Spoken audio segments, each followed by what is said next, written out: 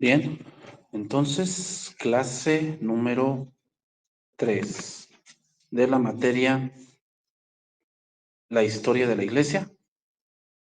Bien, entonces estamos en el punto, iniciamos la semana pasada, el punto de las persecuciones. Vamos a entrar a algunas cosas hoy de algunas persecuciones, o estamos viendo persecuciones externas, principalmente por los césares romanos. Pero también vamos a ver algunas otras cosas que empezaron a surgir dentro de la iglesia, persecuciones que siento yo, hermanos, que la mayor persecución o la persecución más difícil de afrontar es la que es de adentro. La que es de adentro, ¿no? Entonces, ¿dónde me quedé? Estábamos hablando sobre los apologistas, ¿verdad?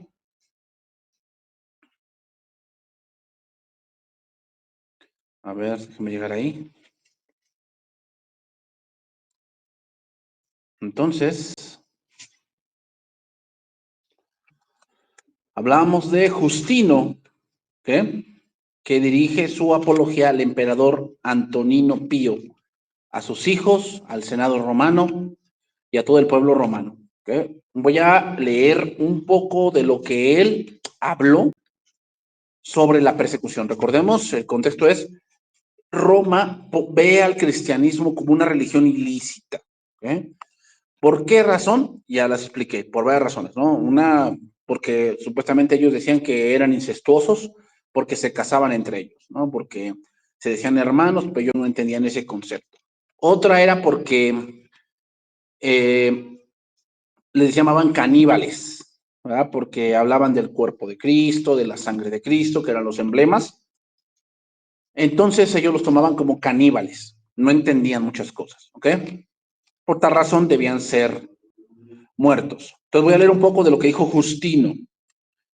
Para que nadie piense que esta es una afirmación temeraria, demandamos que los cargos contra los cristianos sean investigados y que, de ser sustanciados, se les castigue como merecen.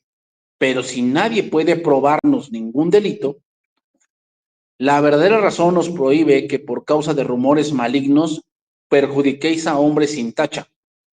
Y por cierto, a vosotros mismos que consideráis correctos el dirigir asuntos no por medio del juicio, sino por la pasión, es vuestro deber que al oírnos, como la razón lo demanda, seáis hallados buenos jueces.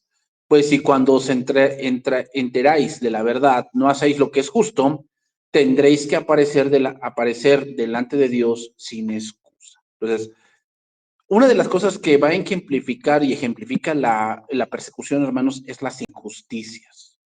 ¿Okay? Las persecuciones fueron por grados, algunos cumplían cabalmente y otros pues solo eran por encima. ¿Okay? Entonces muchas autoridades locales presentaron muy poca atención. Hubo largos periodos en que los cristianos no eran molestados en lo más mínimo. Desde el comienzo de la persecución hasta la época de Decio en el 250, todas las persecuciones fueron locales. Entonces, no obstante, los decretos fueron obedecidos solo en parte. Algunos emperadores fueron neutrales en su actitud hacia el cristianismo y unos pocos es posible que estuvieran favorables. Desde el 260 al 305 hubo absoluta tranquilidad. Los convertidos entraban en las iglesias por millares. Bajo Decio, en el 251, y Valeriano, en el 257 al 256, la persecución fue a través de todo el imperio, pero muy pronto terminó. Entonces, las persecuciones, hermanos, en el primer siglo fueron por Nerón, en el 66 al 68, luego Domiciano, en el 90 al 95. Fueron explosivas estas persecuciones, de frenesí y odio, sin ningún motivo excepto la ira de un tirano. ¿Qué? Pero desde el año 110 al 313, la iglesia estuvo sujeta a una serie sistemática e implacable de intentos gubernamentales puestos en práctica a través de todo el imperio para aplastar la fe. O sea, el punto era desaparecer la religión cristiana. Ese era el punto, que nunca pudieron. Tenemos, hermanos, algunos mártires prominentes de la fe durante esos reinados, por decir como Simeón, que vemos ahí en Marcos 6:3, el sucesor de Santiago como cabeza u obispo de la iglesia en Jerusalén. ¿Okay? Este también, como aquel, fue un hermano menor del Señor, también murió. Ignacio, obispo de Antioquía en Siria. Lo arrojaron a las fieras en el anfiteatro romano en el 108 después de Cristo. Uno de los que le llaman mejor emperadores de Roma, pero uno de los que más persiguió a los cristianos, el emperador Marco Aurelio, sale mucho en esta película del Gladiador. Le llamaban el Marco Aurelio el Sabio. Era un hombre dado mucho a la lectura, leía mucho. Pero ahí nos damos cuenta, hermanos, que no es porque leas mucho del mundo, te vas a dar cuenta cuál es la verdad. Marco Aurelio reinó del 161 al 180.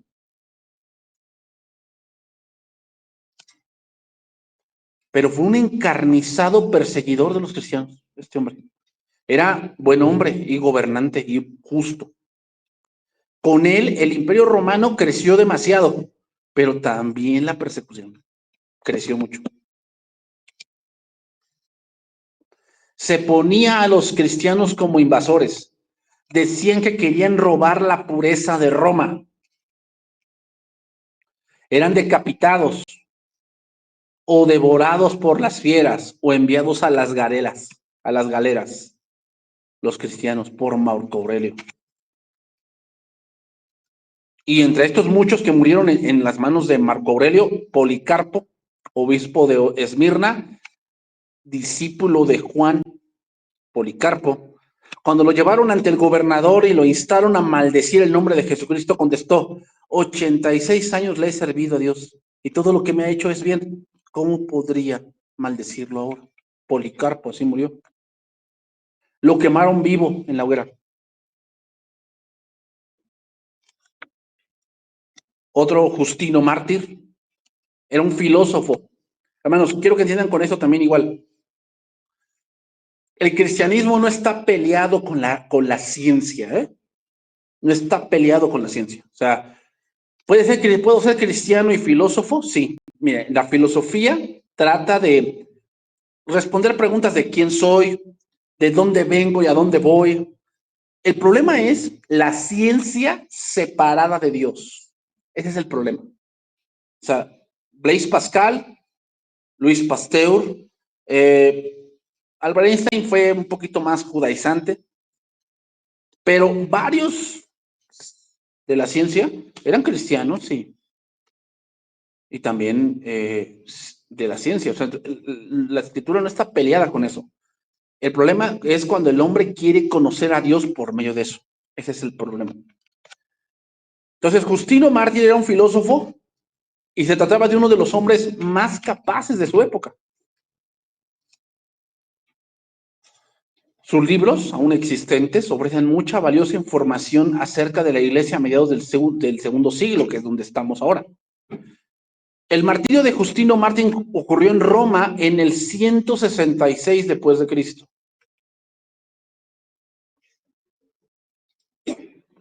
Y algunos de las cosas que hacían con los cristianos eran cocidos a la piel de bestias salvajes. Luego eran soltados a los perros hambrientos para ser despedazados.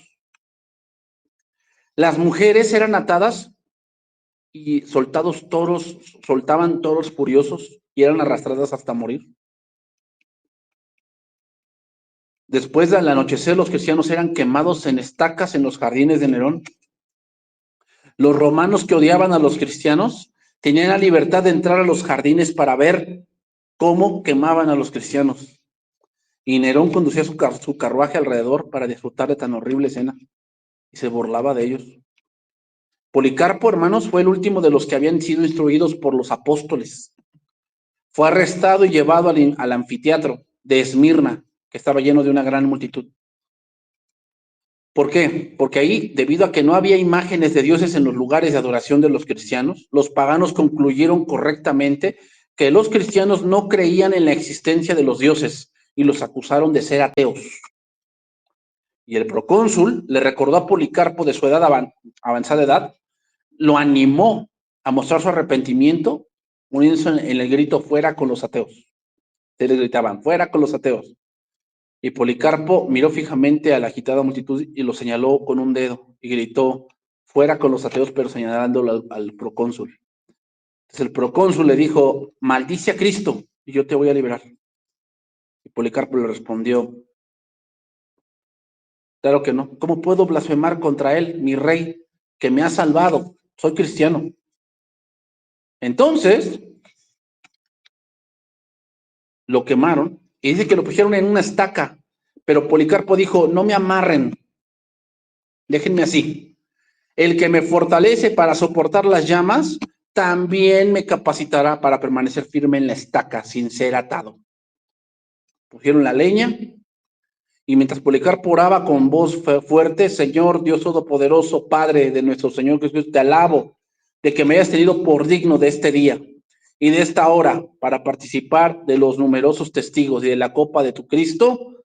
Y en ese momento el martirio de Policarpo tuvo lugar en el 156 después de Cristo.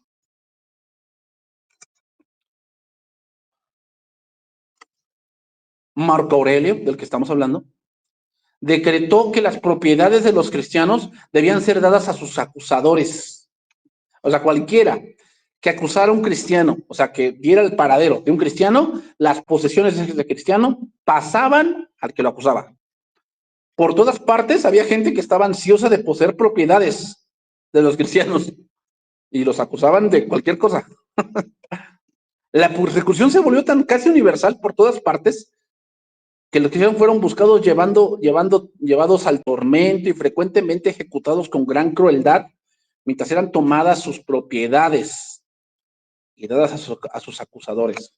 Creo que vean esto, hermanos, porque se va a volver a repetir. Recuerden que el que no sabe de su historia está propenso a repetirla y se va a volver a repetir. Cuando venga la persecución de la iglesia, no te sorprendas, que muchos te acusan, ¿por qué? Por tus posesiones. Por las más terribles torturas buscaron que los cristianos negaran su fe. Pero cuando los perseguidores se convencían de que ninguna tortura haría que los cristianos negaran su fe, decapitaban a los que eran ciudadanos romanos y a los otros dos, o a los otros que no eran romanos, los lanzaban a las bestias salvajes. De todas partes venía el pueblo pagano al anfiteatro para ver el espectáculo. Todos los condenados enfrentaban la muerte con gran gozo. Hubo una mujer llamada Blandina y había sido espectadora por mucho tiempo, pero después se convirtió en cristiana. Y dentro del anfiteatro hablaba que no se rindieran, que dieran gozo al Señor. Y bueno, entonces la expusieron a un toro salvaje y en varias ocasiones el toro la tomó con los cuernos, o sea, la corneó y la sacudía en el aire varias veces hasta que la mató. Los cuerpos de los mártires eran quemados y las cenizas eran arrojadas al río Rodano. A ver, para aquellos que dicen que no cremen a las gentes porque se van a condenar, ¿y qué hacemos con estos cristianos? ¿Se condenaron o cómo lo hacemos? Hermanos, por favor. O sea, muchos dicen, no, hay que enterrarlos porque si los cremamos nos acarreamos pecados y todos los que se los comieron los leones, ¿qué hacemos con ellos? Hermanos, pensar así es limitar el poder de Dios, ¿eh? O sea, eso es algo católico, por favor. O sea, los paganos decían burlonamente, ahora veremos si resucitan sus cuerpos, porque a los quemamos. Bueno, de los paganos lo creemos, pero de nosotros. Después de la muerte de Marco Aurelio, en el 180, siguió un periodo de confusión. Los débiles e indignos emperadores se ocupaban tanto de las guerras civiles como de preservar el reino. Recuerden que los reinos de los hombres se van viendo mucho por el golpe de estado. Sin embargo, Séptimo Severo empezó en el 202 una terrible persecución que duró solamente 9 años, hasta el 211. Severo era morboso y melancólico. Entonces, hermanos, la persecución llegó hasta el norte de África. Hasta allá llegó. El primer emperador que ordenó una persecución general con el propósito de destruir a la iglesia fue Decio, pero nada más duró 2 años. Después de un breve respiro de 7 años, la iglesia sufrió nuevamente persecución con Valeriano. Más tarde, la iglesia se le dio otro periodo de tranquilidad que duró 40 años. En el 303, el emperador Diocleciano inició una persecución que fue continuada por su sucesor Galerio hasta el año 311.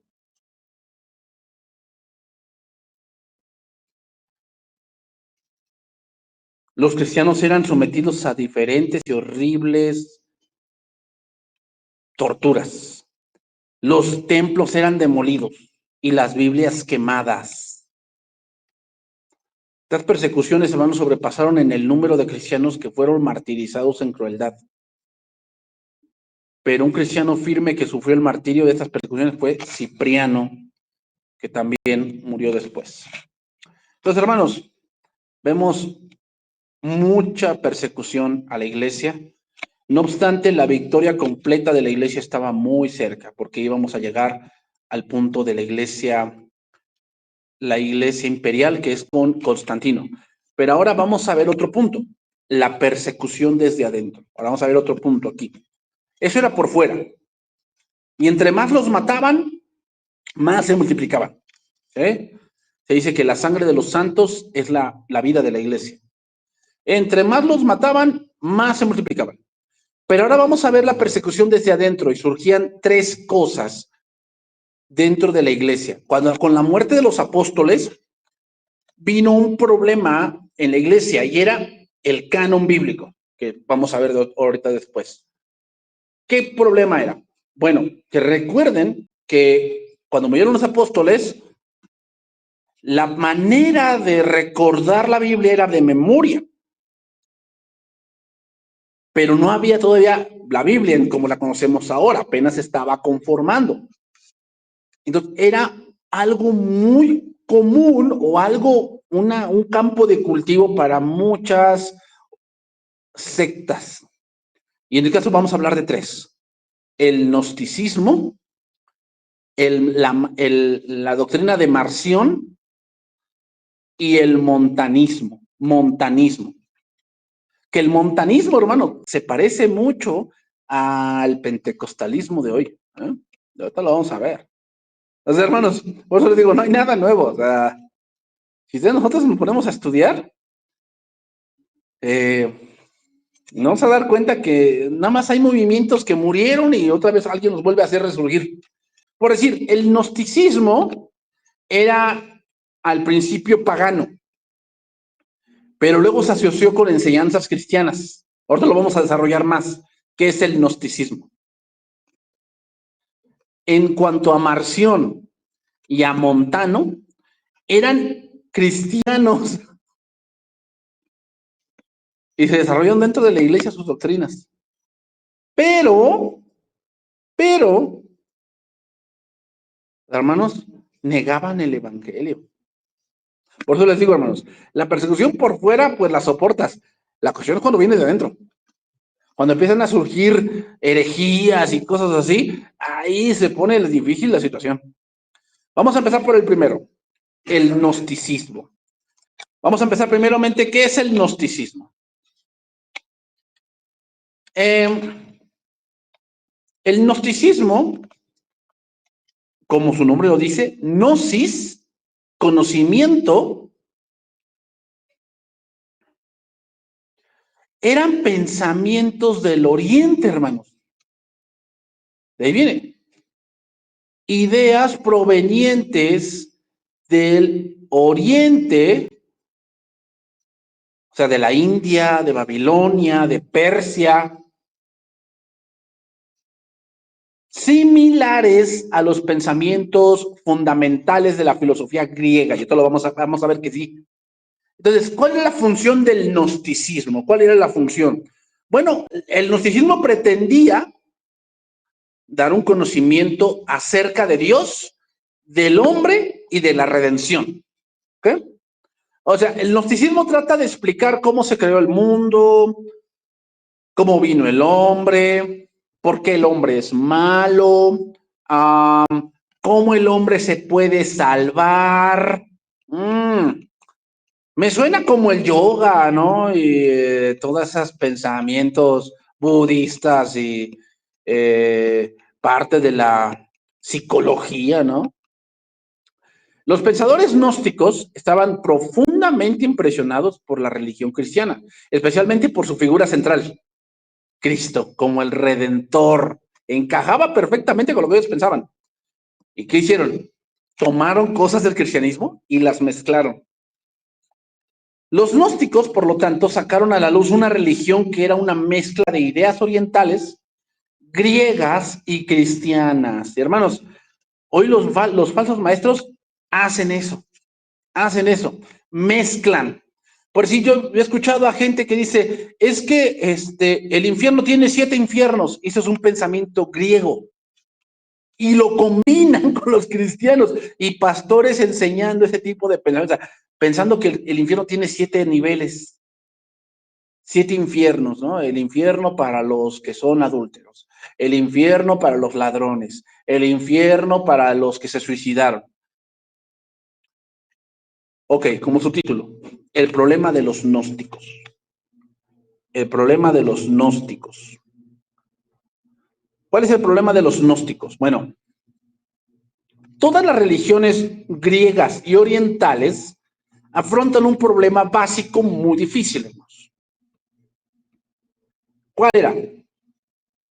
Que Dios no tiene nada que ver con el mundo material, pues el mal surgía de la materia.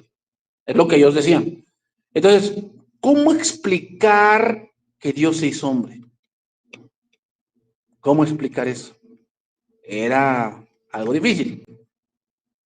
Ellos decían, Dios es bueno, por lo tanto, el que está completamente fuera de todas las cosas naturales, Dios no tiene que ver con las cosas naturales. Entonces, surgían varias preguntas como, ¿cómo es posible que el hombre que está relacionado con el buen Dios pueda también estar relacionado con la materia perversa? O sea, ¿cómo un hombre que tiene un cuerpo de carne se puede relacionar con un Dios que es bueno? Otra pregunta que ellos querían responder, ¿quién es Dios? Otra, ¿cómo lo podemos conocer? Hermanos, estas preguntas se responden fácilmente con el Evangelio de Juan, pero para ese momento eran preguntas, pues, wow, ¿no? ¿Qué es el hombre? ¿Se dan cuenta? Estas son preguntas que hacen los filósofos. ¿Qué es el mal?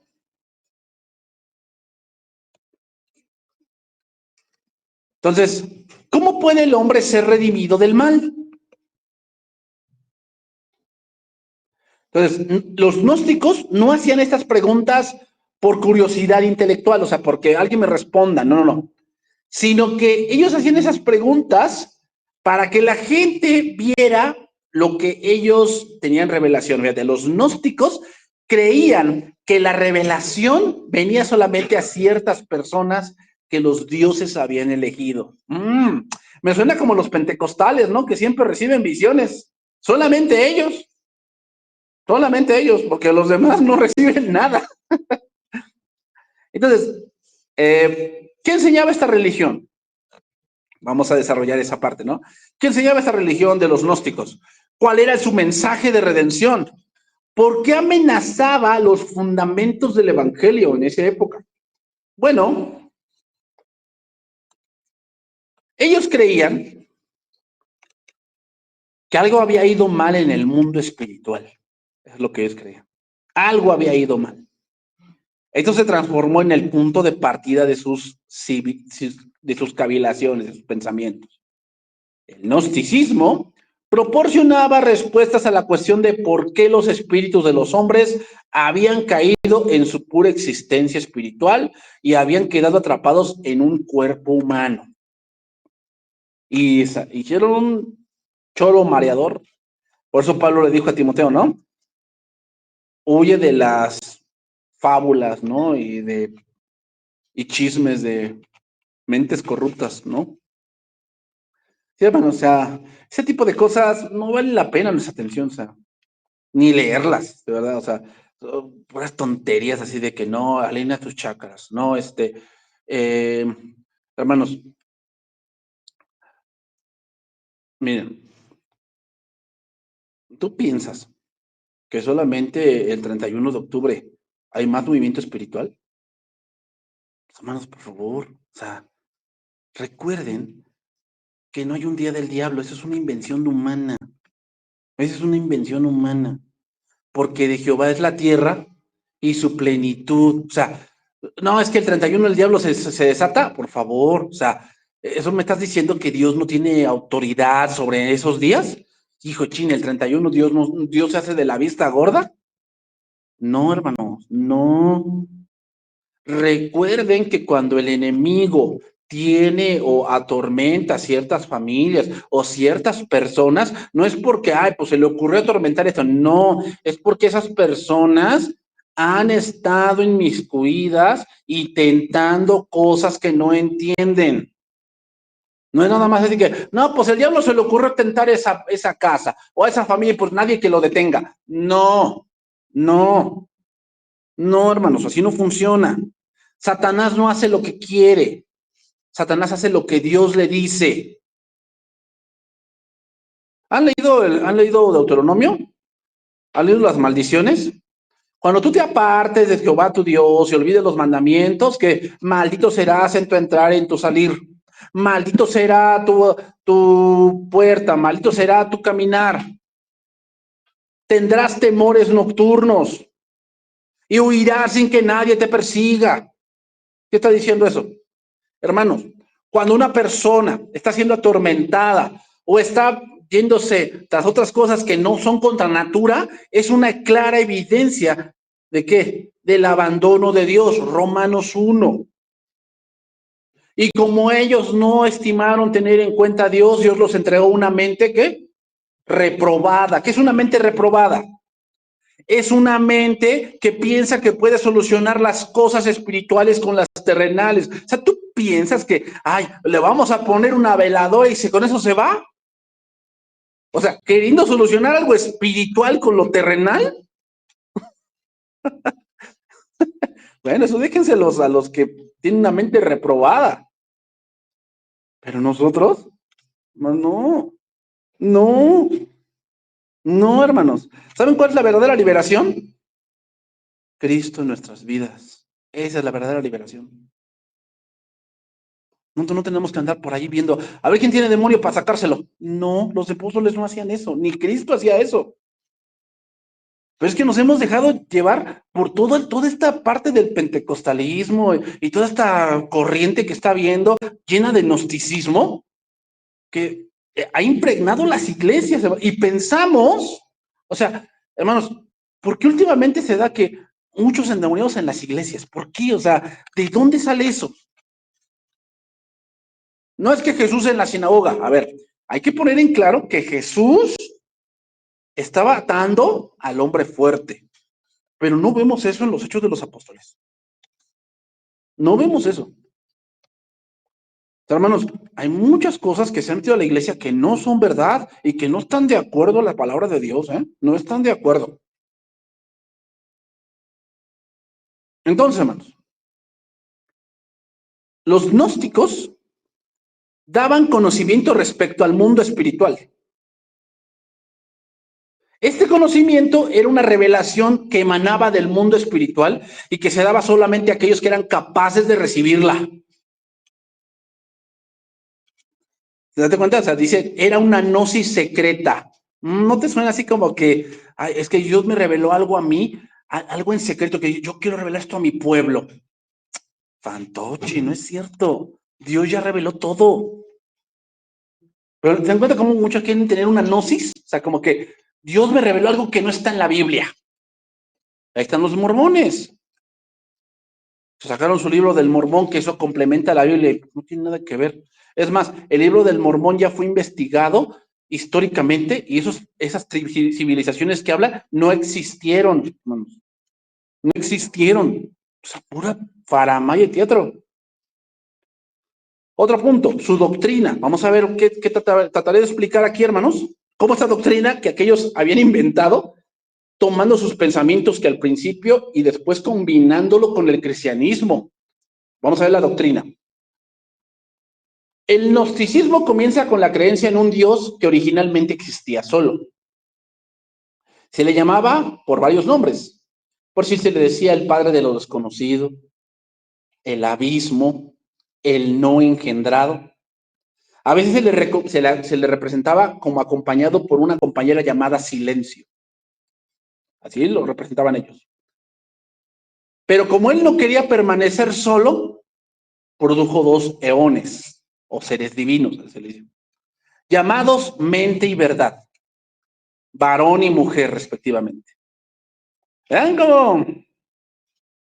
¿Saben a quién le escuché decir esto? A Cash Luna, que decía que como Dios no se quería quedar solo en el universo, por eso te salvó a ti. Me suena gnosticismo, ¿no?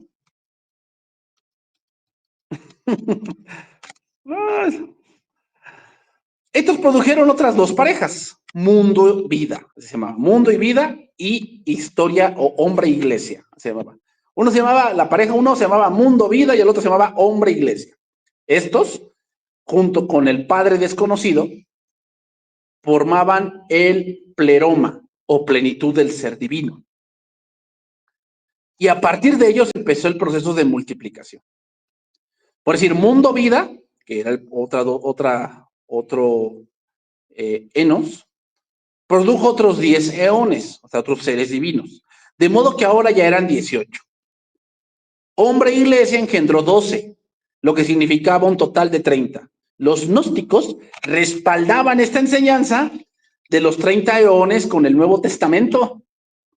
En la parábola de los trabajadores enviados a la viña, ¿se acuerdan? Cuando estaba un hombre y a la hora novena encontró a unos desocupados, los mandó a la viña, después pasaron otras 3 horas y encontró a otros desocupados y los mandó a la viña, ¿se acuerdan de esa parábola? Ahí, estos trabajadores suman 30, según ellos. Además, Jesús comenzó su ministerio a la edad de 30 años. Tal uso alegórico de las escrituras, hermanos, impresionó a muchos cristianos, pareciéndoles muy piadoso y profundo. Por eso te digo, hermanos, el mayor peligro es cuando surge una doctrina que parece espiritual. Parece. Esa es la mayor persecución. Porque es bien difícil, hermanos, puede arrastrar a muchos. El último eón que nació del binomio hombre-iglesia fue una mujer llamada Sabiduría. Esta deseaba conocer al Padre de lo desconocido, quien según los gnósticos no puede ser conocido, por eso se llama el Padre desconocido. Al no poder conocerle se sintió muy desdichado y en su dolor y sin la ayuda de un compañero produjo una hija llamada Achamot, que quiere decir lo incierto, lo incierto. Vean cómo van haciendo sus cosas estos hombres. A causa de su nacimiento contranatural, Achamot no pudo permanecer en el pleroma, o sea, en la plenitud de los dioses, y cayó fuera. Cuando Sabiduría vio lo que había pasado por su culpa, se sintió aún más acongojada y no quería consuelo. Todos los otros eones sufrían por ello, los otros dioses, y le pidieron a mente y verdad que le ayudara. Estos entonces produjeron otros 2 eones llamados Cristo y Espíritu Santo. ¿Cómo ven? Para rescatar a Sabiduría de su congoja. Así lo hicieron y la armonía volvió a reinar en el pleroma. Como un acto de gratitud, los 30 eones juntos produjeron a otro eón y lo llamaron Jesús. O sea, están diciendo que Jesús fue creado. Estos son los eventos que tuvieron lugar en el pleroma y a su vez dieron lugar a los eventos que ocurrieron fuera del pleroma. Es decir, en el mundo de la naturaleza y de los seres humanos. Ahora vamos a pasar a otro punto. ¿Cómo veían esto? La creación, el mal y la redención. Así es como ellos dijeron que así fue creado todo el panteón, ¿no? El panteón de los dioses según los gnósticos. En este punto, quiero exponer, hermanos, el cómo ellos sutilmente combinaban las doctrinas y parecía muy lógica. como dijo Pablo en Hechos 20, porque yo sé que después de mi partida entrarán en medio de vosotros lobos rapaces que no perdonarán al rebaño. Y de vosotros mismos se levantarán hombres que hablen cosas perversas para arrastrar tras sí a los discípulos. Por tanto, velad, acordándoos de que por 3 años de noche y de día no he cesado de amonestar con lágrimas a cada uno. Achamot, hermanos, produjo un ser llamado Deirmungo. Deirmungo significa trabajador o especialmente el creador del mundo. Achamot es la madre de toda materia. Debido a su origen inferior, a su carácter indigno, la materia es mala porque fue echada. El Deirmungo dio forma a esta materia. Él, por lo tanto, es el verdadero creador. ¿Saben ustedes que hay un pseudoapóstol de Guatemala? Su congregación se llama Ebenezer. Y él cree en esto. Él cree que el mundo lo crearon seres espirituales y que solamente Dios dijo, esto está bien, esto está, por eso dice la Biblia, y vio Dios que era bueno porque él no creó nada. Pues me suena gnosticismo, ¿no? Y él cree así, y así enseña. Y dio forma a la materia, y de él también provienen las almas de los hombres. Por cuanto el Deimurgo, por medio de Achamod, está relacionado con sabiduría. Esto lo controla desde el pleroma, aunque él no lo sabe. Y por medio de la influencia de sabiduría, el Deimurgo crea hombres, en los cuales hay buenos elementos espirituales. Sabiduría también hace que Jesús nazca de la Virgen María. Y a través de su vida en esta tierra, él ha revelado este conocimiento a los hombres que ha elegido. Y estos a su vez lo han transmitido a otras generaciones de hombres buenos. En la crucifixión, él con el león celestial, abandonó el cuerpo terrenal en el cual había vivido. De modo que el león Jesús no fue en realidad crucificado. Los que reciben este conocimiento son hombres elegidos. Y al morir serán libertados de la materia vil, incluyendo sus cuerpos. Entonces, hermanos, esto es una forma sutilmente simplificada, el relato de cómo la discordia entró en el pleroma, sus efectos en la tierra, cómo la armonía original fue finalmente restablecida. Esta fue la enseñanza del más grande de todos los gnósticos, llamado Valentino. En el año 660 después de Cristo, era un alejandrino que enseñaba en Roma. Era miembro de la iglesia, se consideraba cristiano y más que ningún otro gnóstico, combinó las enseñanzas cristianas con ideas griegas y orientales. Hermanos, esos son los más peligrosos. Los que agarran la Biblia y la combinan con su pensamiento son los más peligrosos. Otro título, el significado de todo. Entonces, después de haberles dado toda la doctrina, les voy a dar ahora una breve explicación para después adentrarnos en el punto de controversias. ¿Ven?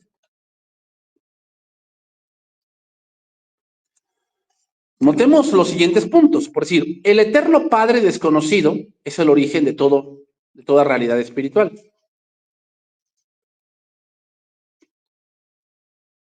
Y de acuerdo al pensamiento griego, él no puede estar conectado con la materia porque la materia es mala. No obstante, por cuanto el hombre tiene un lado espiritual, debe existir alguna conexión entre él y el Padre de lo desconocido, quien es el origen de todas las cosas espirituales. Esta conexión la proporcionan los eones, que son los dioses divinos, supuestamente.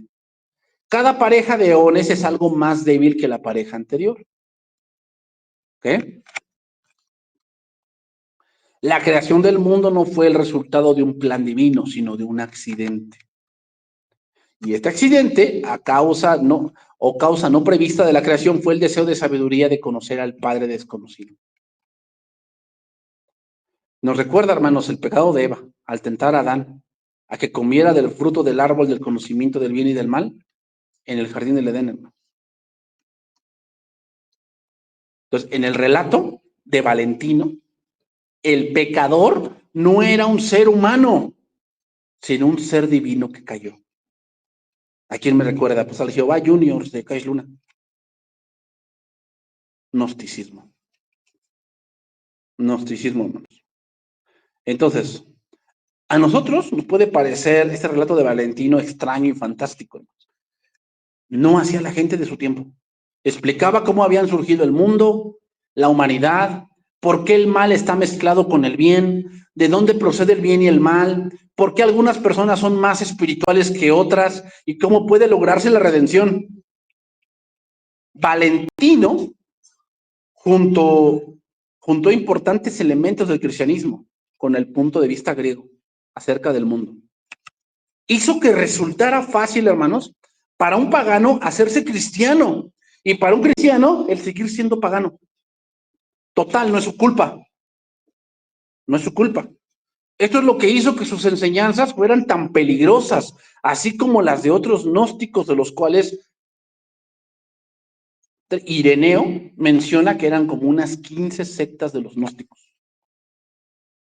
Ahora, ¿cómo reaccionó la iglesia ante esta falsa doctrina? ¿Cómo reaccionó? Bueno, obviamente la iglesia rechazó el gnosticismo, particularmente por las siguientes enseñanzas. Número 1, el conocimiento del supremo Dios y la comunión con él son imposibles. Por eso ahí vienen los agnósticos. Los agnósticos son personas que se basan mucho en el conocimiento, pero ellos le dicen, yo no creo en Dios, yo no creo en Dios, pero no tengo el suficiente conocimiento para demostrarte que no existe. Yo no creo que haya un Dios, yo creo que hay alguna fuerza que sostiene todo, pero yo no creo que la Biblia sea una fuente fidedigna de conocimiento. Pero me dan risa, ¿no? Porque los agnósticos no creen en la Biblia, pero creen cada faramaya como la evolución. O sea. Número 2, la creación del mundo es la obra de un Dios inferior. ¿Cuál es el primer versículo de la Biblia? El versículo más leído de la Biblia es ese. En el principio creó Dios los cielos y la tierra. Ese es el versículo más leído de toda la Biblia. Es algo contundente. Recuerden que creó Dios o crear es hacer de la nada. No significa hacer de la nada.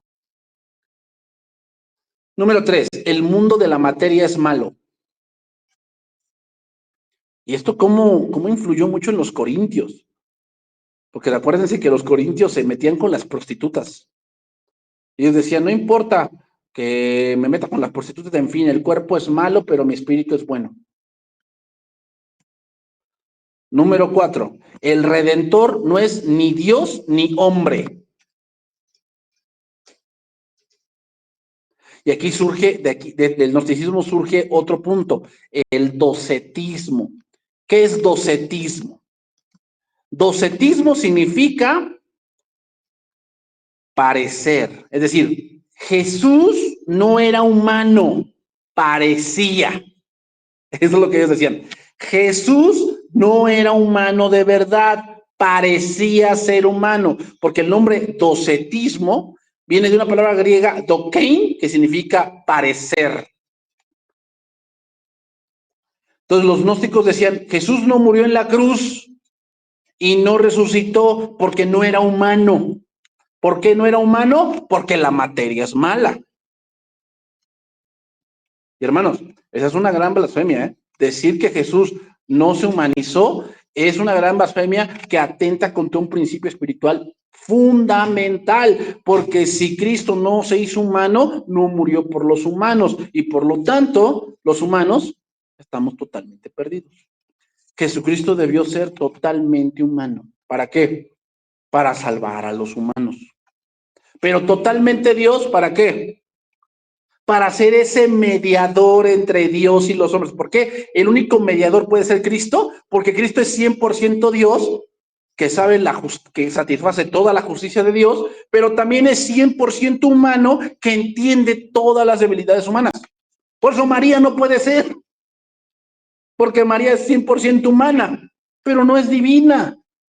No puede ser que mediadora, no puede. Tan fácil como eso, hermanos. Entonces, número 6. El número 5 era el docetismo. ¿Okay? Número 6, solo algunos hombres pueden recibir cierta revelación y salvarse.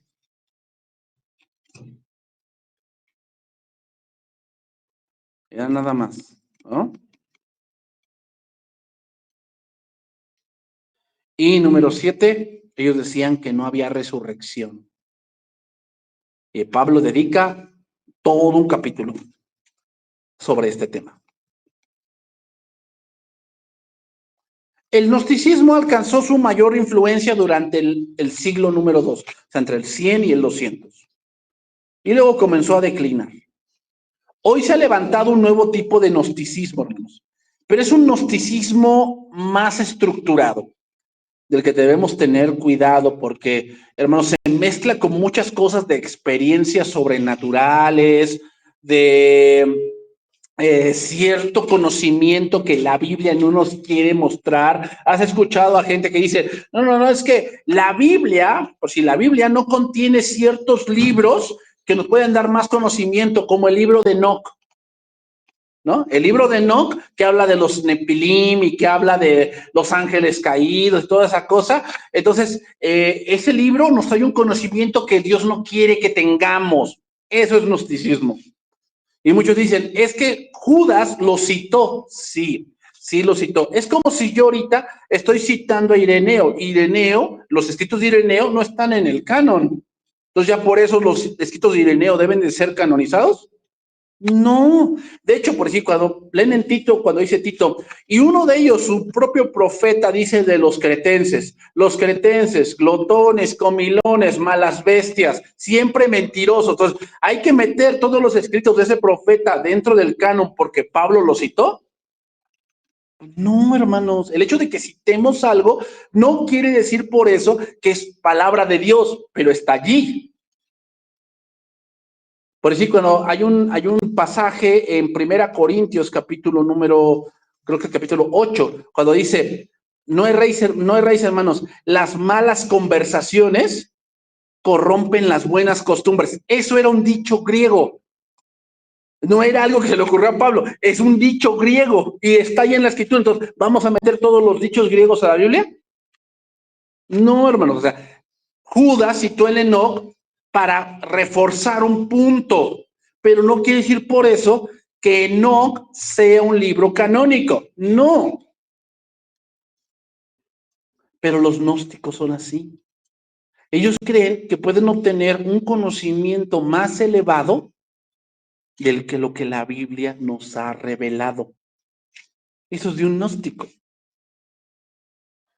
Los escritos de Ireneo y Tertuliano contribuyeron mucho a que esto ocurriera, que el gnosticismo fuera declinando. El gnosticismo provocó cambios de gran alcance en la iglesia. ¿Por qué? Porque no tenía una organización definida.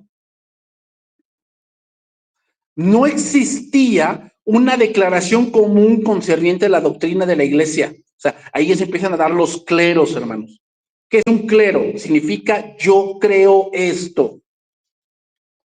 Entonces tenemos que tener definido bien qué cosa es la iglesia, qué cosa es un pastor, qué cosa es un anciano, qué cosa es un obispo, qué cosa es la liturgia de la iglesia. Tenemos que tener definido todo eso, porque si no, somos susceptibles, hermanos, a que nos ataquen así.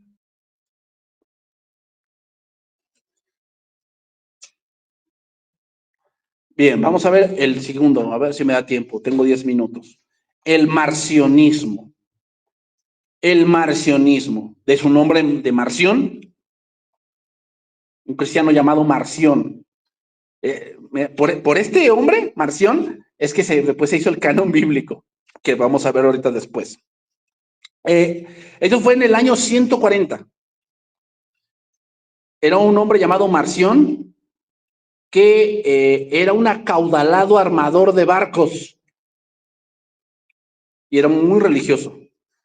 Y desde el punto de vista teológico, era un hombre muy capaz, muy capaz.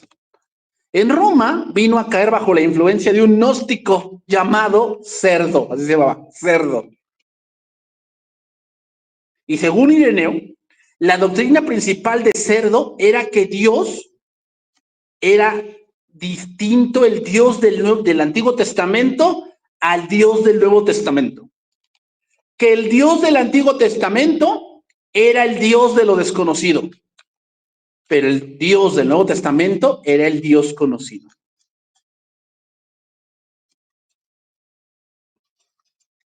Marción leyó el Antiguo y Nuevo Testamento a la luz de su propia enseñanza.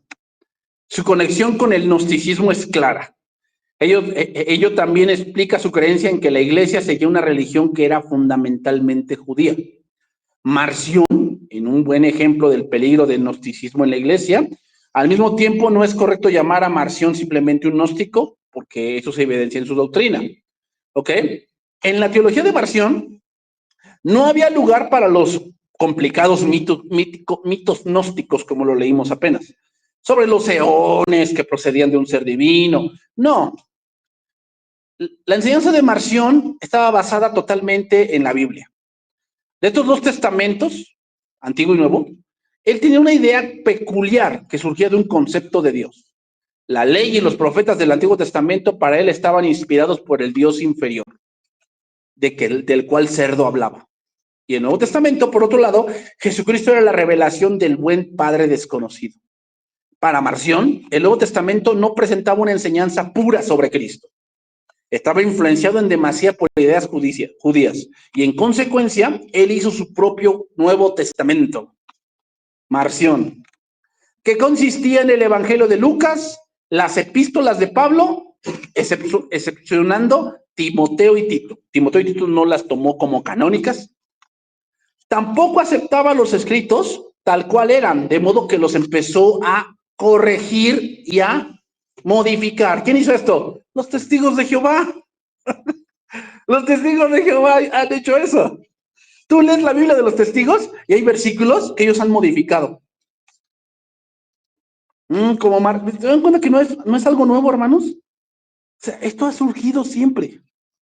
Marción es el ejemplo. Ireneo escribió acerca de Marción lo siguiente. Marción desmembró las epístolas de Pablo, sacando todo lo que el apóstol dice con respecto al Dios que hizo el mundo y que a la vez es el Padre de nuestro Señor Jesucristo. También eliminó los pasajes sobre los escritos proféticos, citados por el apóstol con el fin de mostrarnos que ellos anunciaban de antemano la venida del Señor. ¿Y qué hacen los testigos de Jehová? Modifican versículos donde digan que Jesús es Dios. Una revisión similar, hermanos, la llevó a cabo en el Evangelio de Lucas. La razón por la cual Marción eligió los libros para su canon es clara. Pablo rechaza la salvación por las obras de la ley y pone énfasis en la salvación solamente por gracia. Y Marción hizo una distinción bien definida entre el Dios inferior que creó el mundo y dio la ley y el Dios que es Padre de Jesucristo. Aquel es justo, vengador, imperfecto, comete errores y enseña que hay que pagar ojo por ojo y diente por diente. Pero el buen Dios, por otro lado, enseña y practica la misericordia, el perdón, el amor. Estos dos dioses aparecen completamente separados de las enseñanzas de Marción y en ningún aspecto se relacionan entre sí. Hay una completa separación entre el Antiguo y el Nuevo Testamento, entre la ley y el Evangelio, entre Israel y la Iglesia. El Antiguo Testamento, la ley de Israel provienen del Dios creador y el Nuevo Testamento provienen del buen Dios, el Padre de Jesucristo. Ahora vamos a ver otro punto. El Cristo de Marción. ¿Cómo es el Cristo de Marción? Pues ya modificó la Biblia, ¿no? A ver, ahora cómo la va a hacer. Bueno, el Cristo de Marción concuerda con sus ideas sobre Dios. Apareció repentinamente, vino para revelar al Dios que hasta ese momento había sido el Padre desconocido. Su cuerpo no era material, docetismo, pero aparecía como tal, docetismo. Vino directamente desde el cielo y no tenía historia o ascendencia humana. A pesar de su vida buena y justa, el Dios creador hizo que lo crucificaran, por cuanto su cuerpo no era en realidad material, es decir, de carne y hueso, no sufrió nada. O sea, lo que hicieron que sufriera, él nada más fingió. El Dios creador no pudo negar que al crucificar al justo Cristo había quebrantado la ley de su propio pacto. Y para reparar esta injusticia, le dio a Cristo las almas de aquellos que habían de ser redimidos. En cierto sentido, por lo tanto, Cristo compró la salvación de esas personas. Otras partes de la enseñanza de Marción están de acuerdo con estas ideas.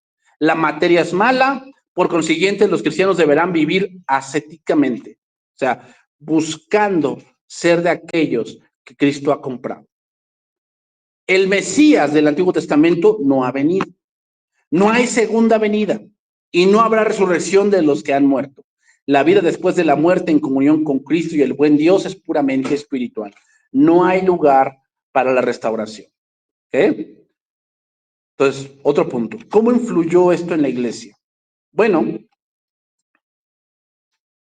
lo que hizo Marción hizo que los padres de la iglesia y muchos de la iglesia empezaran a circular cuáles eran los escritos inspirados por Dios. Se empezó a ver cuál era el canon bíblico en ese momento. Marción fue excomulgado de la iglesia. ¿Y qué hizo este hombre? Formó su propia congregación. La que tuvo muchos seguidores, ¿eh? El marcionismo continuó decreciendo en número hasta más o menos el siglo VII. Luego del cual no se oye más de esta secta. Hasta los testigos de Jehová, que parece lo mismo, ¿no? Y el último, el montanismo. No montañismo, montanismo.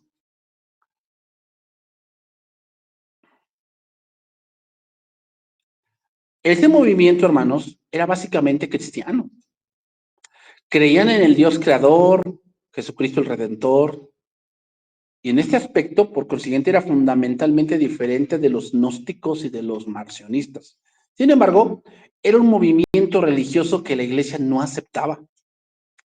La razón de ello es la forma en que el montanismo entendía la obra del Espíritu Santo. Me suenan los pentecostales, ¿no? El montanismo surgió en Frigia. Se había hecho notar por su religión pagana, extravagante, con pretensiones proféticas. Ponían énfasis sobre el espíritu, lo que expresaban por medio de un estado llamado éxtasis. Los ojos en blanco, temblaban, sacaban espuma por la boca, se caían al suelo repentinamente. Me suena como los pentecostales, ¿no? Los neopentecostales. La palabra éxtasis literalmente significa estar fuera de sí. Estar fuera de sí. O sea, que una persona actúa como si no fuese ella misma. En esta condición, los sacerdotes paganos podían ayunar, sufrir dolor, danzar, ver visiones y profetizar. Sí, me suena, ¿no? Como al neopentecostalismo, ¿no? Que todos ven visiones, todos soñaron, ayunaron ya más de 40 días, ya casi ayunaron 2, 3 meses, ¿verdad? Eso no es nuevo, hermanos, ¿eh? Eso no es nuevo. Y le llaman el mover del espíritu. Se le llama montanismo por un hombre llamado Montano, por cuyo nombre es conocido el movimiento. Y había sido uno de los sacerdotes paganos que venían de ese movimiento, de Frigia. Al hacerse cristiano, abandonó el paganismo, pero expresó su nueva religión usando modalidades de su vieja religión. Para él resultó natural, por lo tanto, el énfasis sobre la obra del Espíritu Santo, la forma en que lo hizo separó a Montano de la iglesia. Por eso, hermanos, ¿qué dijo Cristo? ¿Qué dijo Pablo en Timoteo? No un neófito. ¿Qué es un neófito? Un recién llegado. O sea, recién llegó y sabe mucho de la Biblia, pues qué bueno, que se siente por lo menos 1 año o 2. Porque si no va a pasar esto, va a empezar a mezclar con lo que pues ya aprendió allá afuera. Y de que le hayan, le hayan. A él se unieron 2 mujeres. Maximilia y Priscila. Se llaman estas 2 mujeres. Quienes habían dejado a sus maridos para ayudarle. Porque Dios les dijo. Al principio, los montanistas actuaban dentro de la iglesia, pero muy pronto sus enseñanzas los forzaron a establecer su propia congregación. Por este punto termino. ¿Qué doctrina tenían estos hombres? Bueno, Montano enseñaba que a través de él había llegado la época del Paracletos. Ya saben, así se le llama al Espíritu Santo en griego. Y que éste hablaba por medio del profeta Montano. ¿Saben quién tiene esto? Los adventistas. Los adventistas tienen esto.